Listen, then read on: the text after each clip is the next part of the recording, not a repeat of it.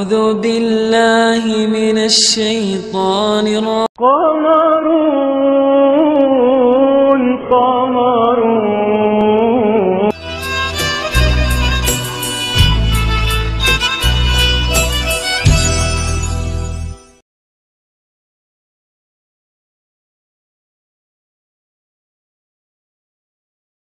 Surah orang itu mengambil dua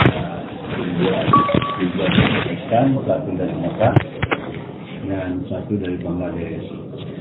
Yang dari India yang pertama Malaysia itu mertuanya Maulana Jubair, terus Maulana Sa'ad, Maulana Jubair, Maulana Umar Fankuri dan Miyaji Mehrab. Dari Pakistan Haji Abdul Wahab, Mufti Jalan Abdin dan Bayi Abdul. Yang dari Mekah Maulana Muhammad Sa'id Khan. Bangladesh, Amir Bangladesh yaitu Insur Abdul Muqid. Nah, dari 10 orang surah itu diangkat 3 pesalat. 3 pesalat itu Maulana Ijhar, Maulana Sa'ad dan Maulana Jubair. Sekarang semua 2 pesalat sudah meninggal dunia. Jadi Maulana Sa'ad tinggal yang ada. Kalau secara tertib urutan begitu, udah dengan sendirinya Maulana Sa'ad jadi amir untuk usaha dakwah ini. Tetapi fitnah datang. Jadi ada kabar-kabar melalui WhatsApp, melalui segala macam memfitnah, menjelek-jelekan Maulana Sa'ad.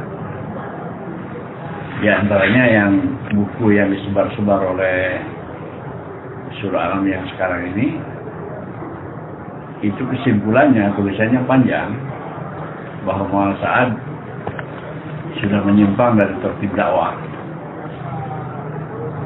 Bahkan mengatakan sudah menyimpang dari tertib Islam.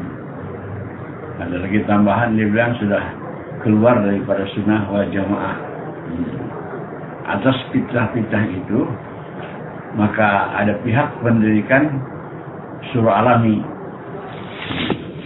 Surah Alami itu terdiri daripada 13 orang. 5 daripada India, 5 daripada Pakistan, dan 3 dari Bangladesh. Tapi waktu dibentuk itu surah itu 4 orang tidak tanda tangan. Yang dari Bangladesh mundur. Dari Jabulin Maulana Sa'ad nggak mau tanda tangan. Alasannya yang saya tahu, kenapa Maulana Sa'ad tanda tangan? Dia bilang kerja dakwah ini dimulai di India, dan India itu pemerintahnya bukan Islam, dan musuh India itu Pakistan, seperti musuhnya orang Islam Israel misalnya gitu. Kalau diterima ini Surah Alami, diketahui oleh pemerintah India bahwa ada kerjasama dakwah dengan Pakistan, bisa jadi akan tidak diizinkan untuk dakwah di sana. Maka Maulana Sa'ad ingin kembali seperti biasa. Surah India, surah Pakistan, surah Bangladesh. Kalau ada permasalahan, musyawarah di waktu istimewa Lewin atau istimewa Kakrai. Begitu keinginan daripada Maulana Sa'ad. Tapi yang nggak tahu bagaimana yang berpendapat ke Surah Al-Amri terus jalan, sehingga sekarang tabligh itu ada 2 keamiran. Yang pertama Maulana Sa'ad ke Jamuddin, dan yang kedua ke Surah Al-Amri. Dalam syariat Islam nggak boleh ada 2 keamiran dalam usaha agama ini.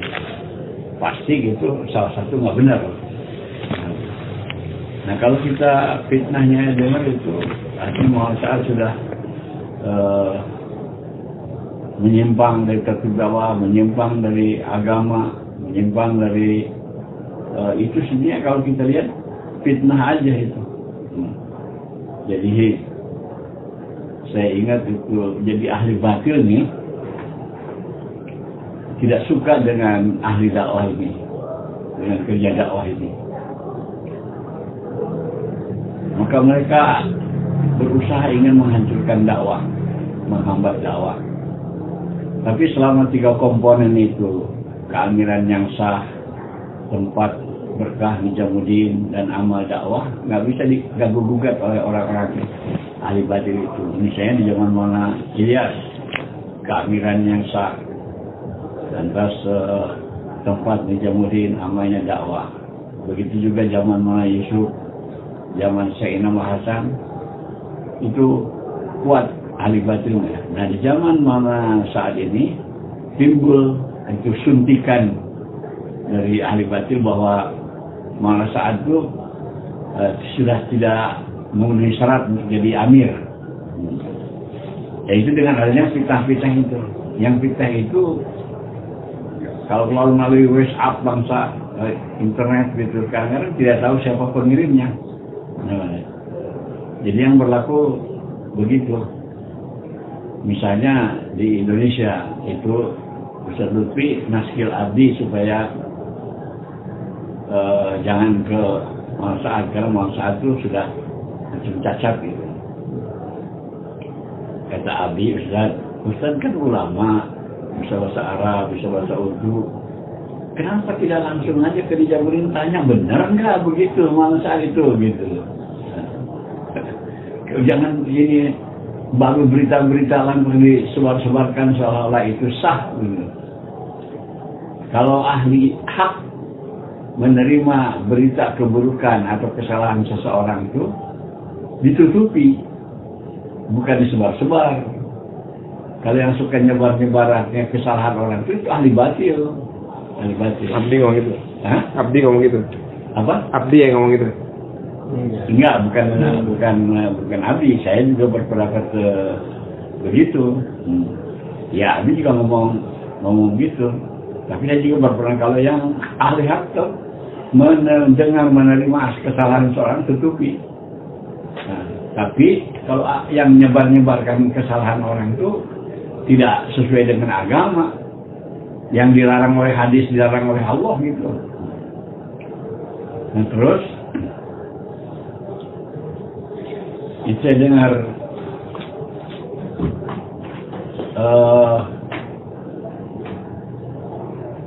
bayan Mufti Jainal Abidin. Ini kemana itu siapa? Aik. Hah? Aik. Lagi nelpon. Isinya kan dirawat. Hah? Isinya lagi isinya kan dirawat di rumah sakit. Mungkin dokternya nelfon kali Pak. Sebentar nanti lagi. Bukan dia ingin mendengar katanya dari hadapan saya, kok tinggalin gimana sih?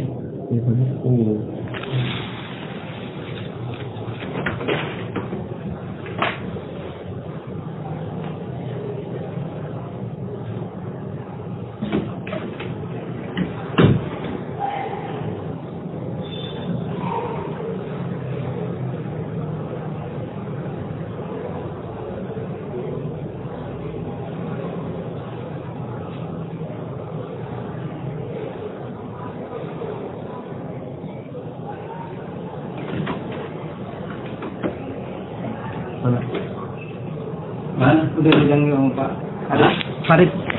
Hah? Sama Farid. Pak Farid lagi. Bukan Farid. gimana? Dia pengen dengar asli dari saya, bukan. Iya. Tapi kok dia pergi ini apa coba? Iya. Kalau telepon itu tunda dulu, ini masalah penting. Iya. Pak Farid.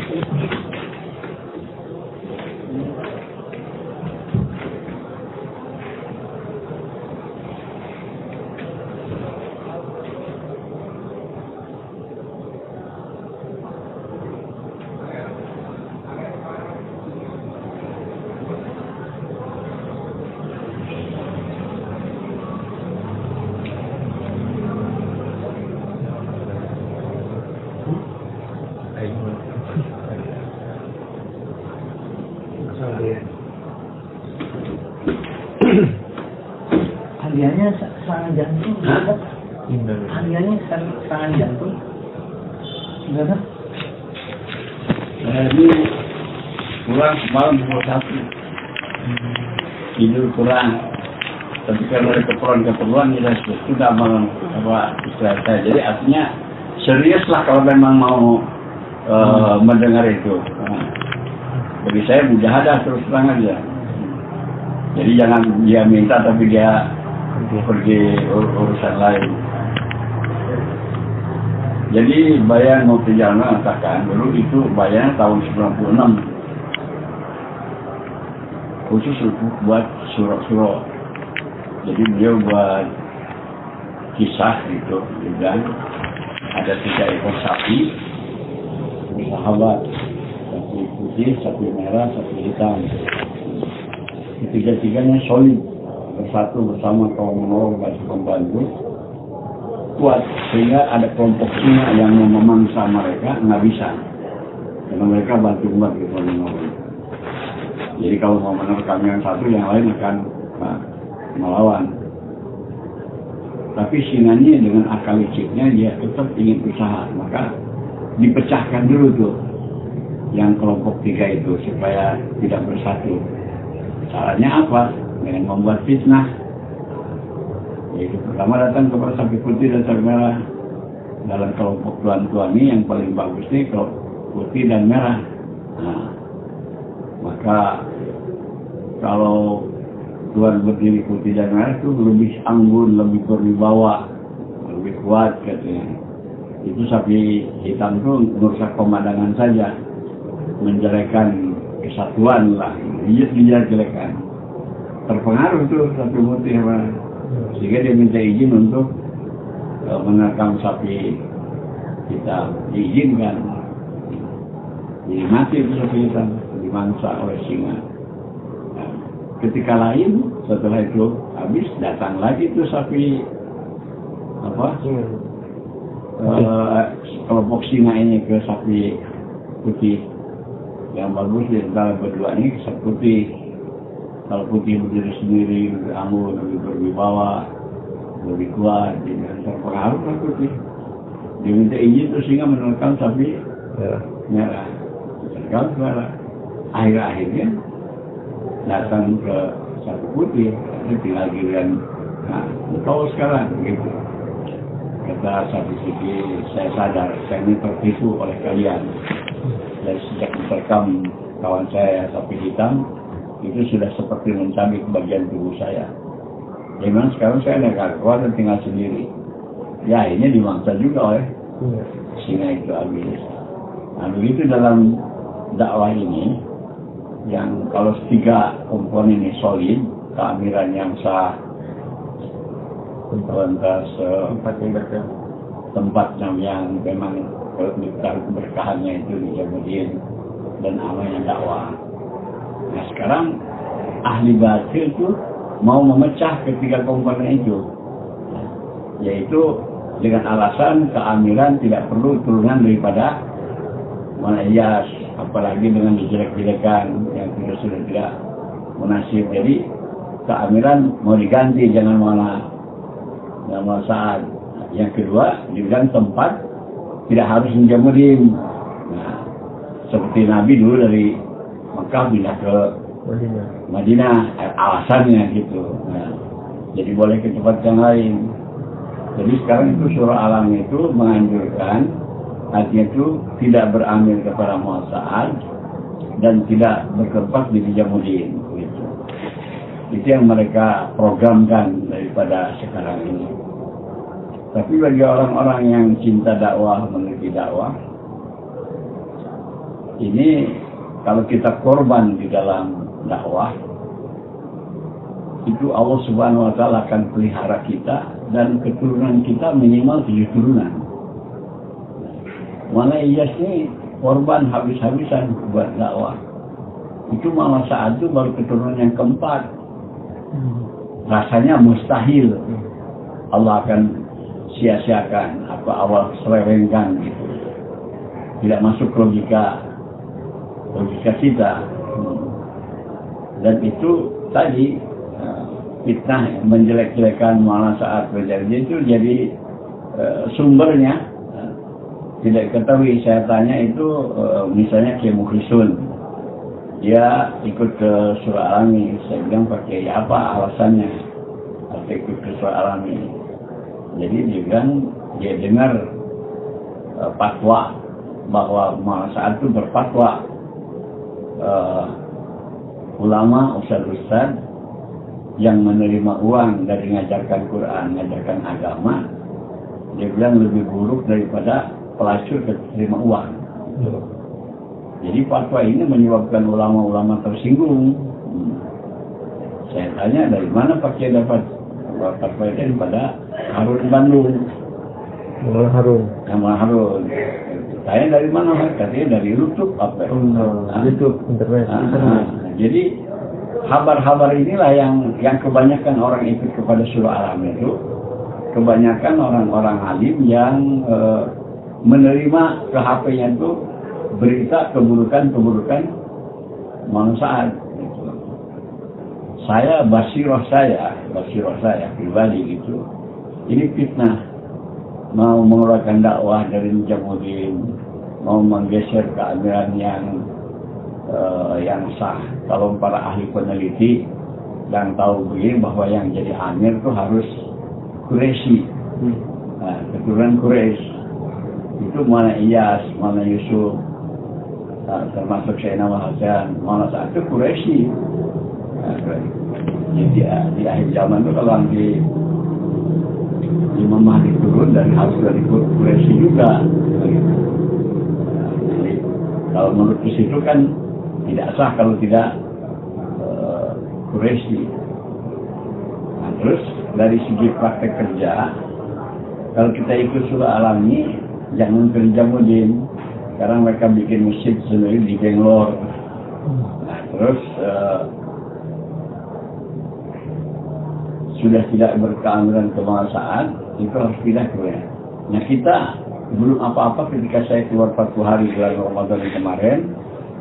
Nah, saudara-saudara saya yang di Surah ini mengirim jamaah ke Bangalore, tidak ke Nijamuddin, dideportasi oleh pemerintah. Saya tanya tuh sama Habib Husin, kesalahannya apa nih? Nah, jadi kan nggak salah apa-apa, tiket bagus, visa bagus, kan. Jadi saya bilang yang salahnya itu karena dikirim ke Bangalore bukan ke Nijamuddin, karena dideportasi. Jadi itu menyulitkan.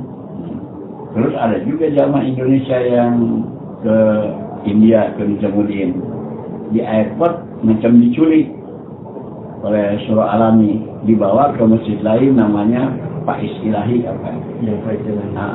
Ke masjid lain.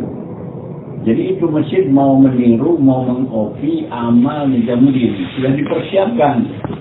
Orang yang kasih hidayah, bawa mutakara sudah ada. Tapi mungkin kalau dilupakan, tidak ada penterjemah, terutama bagi orang Indonesia. Jadi orang Indonesia sekarang ada program, cuma kasih makan, akhirnya pada kabur ke Nijamuddin. Jadi kalau ikut Surah Al-Alami itu banyak kesulitan, terutama untuk umat, untuk jamaah kita ini. Saya heran sampai kenapa kekeh terus ke Surah Al-Alami. Nah, terus secara dunia internasional, sekarang sebagian besar dunia ke Nijamuddin. Bangladesh saja bikin besar dakwah ke Nijamuddin. Seluruh Eropa Nijamuddin, Turki juga Nijamuddin, Sri Lanka ke Nijamuddin, Thailand, Malaysia, Singapura ke Nijamuddin. Dan itu kalau kita ke Nijamuddin mudah, kirim jamaah biasa ke Nijamuddin, musyawarah ke Nijamuddin. Nah, kalau Surah Al-Alami itu belum terbentuk. Nah, misalnya kita kirim ke lainnya, belum tentu programnya lancar. Nah, ada seorang Padang mengatakan kalau ada satu masjid mau mengkopi amal jahiliyah saya daripada Nijamuddin, 50 tahun bekerja belum tentu bisa mencapai jahirnya, belum lagi batiniahnya, keberkahannya, kerohaniannya, nusratullahnya gitu. Kenapa harus pindah dari Nijamuddin? Kalau saya mah berprasangka itu dari ahli batil. Nah, disuntikan supaya pecah ketiga komponen itu, supaya mudah nanti dihancurkan. Maka saya, walaupun kawan-kawan saya ke ahli surah alami, saya tetap yakin ke Nijamuddin yang bakal kita selamat. Karena bahkan saya minta kepada saudara juga, nanti kita tetap perlu ke Nijamuddin.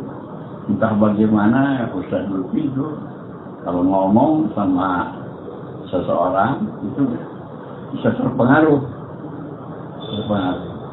Padahal prakteknya dia prakteknya susah.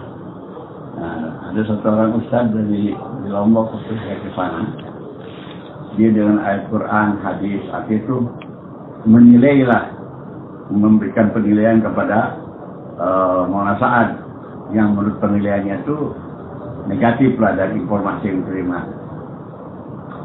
Ya, terus dia bilang bagaimana Pak Sisi? Saya bilang saya ini awam dalam perkara itu, dari perkara Qurannya, hadisnya, menilai seseorang. Kalau saya memberikan penilaian bisa jadi salah. Nah, tapi saya mah ikut jumhur ulama. Nah, di Bangladesh itu berapa banyak ulama yang ikut dakwah, lebih daripada ribuan. Nah, begitu juga mufti-mufti, begitu juga orang-orang lama. Kok ke Nijamuddin gitu. Nah, pasti mereka sudah Mujakara sudah mengolah atas perkara ini gitu.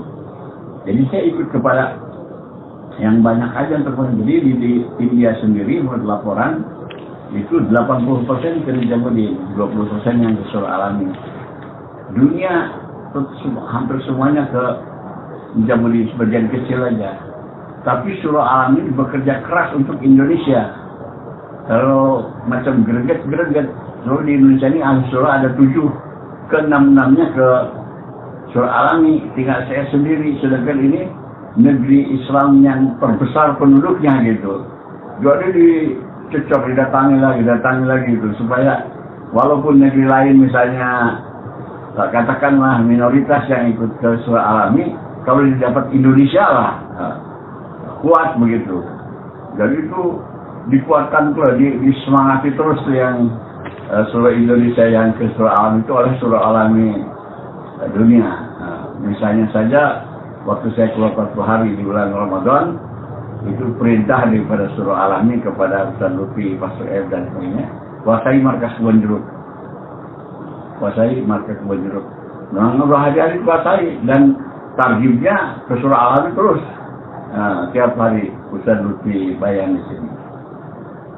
Subhanallah, itu sudah nekat mereka mau menguasai Masjid Kebon Jeruk. Waktu saya 40 hari, saya datang kemari, itu subhanallah. Saya nggak bilang supaya mereka pergi, nggak, pergi sendiri semua ke Ancol tanpa keributan. Nah, memang ada, saya bilang kalau sebaiknya kita ini, pesan mas saya jangan ada konflik. Kalau berbeda itu nggak apa-apa. Ada yang surah alami, ada yang Nijamuddin, nggak apa-apa, jangan konflik, jangan ribut. Nah, saya ada bilang supaya jangan jadi konflik. Saya bilang ini Kebon Jeruk memang asal mulanya juga ke Nijamuddin, dan sudah disepakati oleh Suro kerja di Kebon Jeruk tidak ada perubahan. Ya, ada perubahan, saya bilang itu disepakati oleh Suro. Jadi kita tetap rujuk ke Nijamuddin. Itu dengan perkataan itu secara umum, saya bukannya menunjukkan kepada surah alami, tapi mereka pindah sendiri ke Ancol tanpa keributan. Cuman yang masih tetap di sini ketika itu Muslihuddin dia bilang, saya bagaimana aku tidak akan pindah dari Kebon Jeruk, karena saya dari bujangan, cuma nggak dilahirkan saja saya di Kebon Jeruk gitu. Tapi tetap pahamnya ke surah alami. Jadi saya juga nggak bilang apa-apa, tetap aja dia hadir di musyawarah harian semua. Cuman saya kasih program. Memang pesan Maulana Sa'ad, artinya kita orang-orang yang rujuk ke Nijamuddin, kalau ada orang surah alami jangan dikasih program, jangan dikasih bayan, jangan dikasih bercakalah begitu. Orang-orang juga risau, ya, tetapi subhanallah, mesti datang sendiri kepada saya. Nah, bahwa dia dibilang dia punya guru spiritual, dia bilang. Nah, itu bermimpi bahwa dia dalam mimpinya itu gurunya itu ketemu Rasulullah SAW. mesankan supaya musuh tetap di surah alami, katanya begitu. Jadi saya minta izin Pak, ketika itu saya pergi ke Ancol. Jadi dengan damai juga dia pergi sekarang ke Bonjeruk ya 100% Pak ke Nijamuddin. Nah itu hal yang sebenarnya yang saya tahu. Basiroh saya kalau tidak boleh ada di dunia ini dua keamiran yang menurut saya yang sah itu malah saat. Dan itu yang berita-berita itu fitnah saja yang tidak diketahui dari mana sumbernya. Memang kalau saya membasiroh itu ahli batil, mau melemahkan dakwah dengan cara seperti itu. Dan kalau orang yang basirohnya tinggi, dia bilang dengan ada perselisihan ini menandakan bahwa tabligh benar, katanya gitu. Apa alasannya? Ini dapat sunnah sahabat. Jadi waktu keamiran Khalifah pertama Sayyidina Abu Bakar, alhamdulillah tidak ada fitnah. Yang kedua Umar begitu juga tiba. Yang ketiga Utsman tidak ada fitnah. Ketika 4 Ali ada timbul fitnah. Nah dalam dakwah begitu, ketika Maulana Iyas tidak ada fitnah, yang Maulana Yusuf tidak ada fitnah, Sayyidina Maulana ketiga, keempat malah saat datang fitnah perpecahan. Jadi seperti terjadi kepada para sahabat. Tapi ini hakikatnya katanya dari Allah ada untuk filter, untuk filter, disaring siapa yang mau betul-betul dakwah, siapa yang tidak, apa yang ikhlas dengan yang tidak ikhlas di filter di sini. Maka para masyayikh menyarankan dengan adanya ini ujian daripada Allah itu kebersihan hati kita. Kebersihan hati kita. Jadi walaupun terpisah, hati yang lurus itu tidak benci, tidak menyalahkan, tidak menjelek-jelekan, tidak ribah, apalagi sampai kepada ribut. Jadi kita tuh yang perlu kita jaga itu hati kita sendiri. Jadi saya anjurkan kepada kawan-kawan, jangan tawaduk kepada masalah perpecahan, tawaduk kepada amal. Jadi kita ini masih belum sempurna, mungkin sholat kita belum khusyuk, tahajud kita belum istiqomah, lantas baca Quran kita belum tadabbur. Jadi tawaduk kita kepada perbaikan diri. Kalau kita ada tawaduk kepada perbaikan diri, masalah-masalah Allah akan selesaikan. Karena ada hadis Nabi mengatakan, man aslaha bainahu bainallah, aslahullahu bainahu bainah. Barang siapa yang perbaiki hubungan dengan Allah, Allah akan perbaiki hubungan dengan sesama manusia. Jadi dengan suasana seperti ini, kita tawaduk rujuk ke Nijamuddin. Tapi jangan terpancing, ejek mengejek, salah menyalahkan, hibah, apalagi kepada pertengkaran. Kalau ada dari mereka misalnya katakan yang nyalah-nyalahkan kita, menjelek-jelekkan kita, sabar. Jangan dilawan, jangan diladeni. Kata para masyayikh, lihat itu kesabaran Nabi Yusuf ketika dianiaya oleh saudara-saudaranya sampai dimasukkan ke dalam sumur, ditemukan oleh pedagang. Diangkat itu waktu diangkat tuh Nabi Yusuf dari sumur, saudaranya ada di situ. Ya pedagang karena ini macam menemukan mau dibawa, tapi kata saudaranya ya dibawa, dia bilang itu budak kami. Yang dia lari daripada rumah. Artinya itu kalau di zaman itu seorang budak yang dari rumah itu aib. Dalam agama aja dilarang budak itu melarikan diri daripada keluarganya. Jadi itu Nabi Yusuf dijelek-jelekan. Tapi Nabi Yusuf tidak membantah dia, dan tidak mengatakan saya bukan budak, saya ini saudaranya, mereka jangan kepada saya. Nah, dia saja. Nah, itu subhanallah, kesabaran yang luar biasa. Padahal kesempatan untuk curhat kepada para pedagang untuk membela dia gitu. Tapi tidak. Dia bilang dari sabarnya ini Allah angkat derajat Nabi Yusuf sehingga menjadi pejabat tinggi di Mesir. Jadi para masyarakat kalau ada kawan kita tuh nyalahkan kita, jelek-jelekan, jangan terpancing, jangan debat, jangan ribut, sabar. Bahkan kalau mau ke Quran tuh fa'fu anhum wastaghfir lahum wasabbih, maafkan mereka dan mintakan ampun kepada pada Allah dan ajak musyawarah akan dihargai. Nah, itu yang saya anjurkan kepada kawan-kawan ini, ujian akhlak kita. Saya tetap ke Najamuddin dan ajak orang-orang Indonesia dengan markas Ubuntu sama ke Najamuddin. Walaupun itu ahwabnya itu mengajak ke Syura Alami, itu hak mereka, tapi saya cukup 100%. Saya benar, saya beramil kepada manfaat, insya Allah. Kalau tuan-tuan mau dengar lagi alasan dari Ustaz Lutfi apa ya, terserah. Tapi kalau saya yakin banyak hak. Kalau arahan Muhammad Sa'ad, kalau ada dari yang tidak rujuk ke Najamuddin, ya, jangan disuruh bayan, jangan dikasih faisalat, bahkan jangan didengar. Gitu ya. Itu arahan Muhammad Sa'ad. Jadi waktu kita ini kan Pak, di Argentina tuh banyak cerita simpang siur yang katanya Bapak kan udah tanda tangan di Rewin, udah setuju, sepakat, suruh-suruh semuanya. Hah? Ya waktu kami di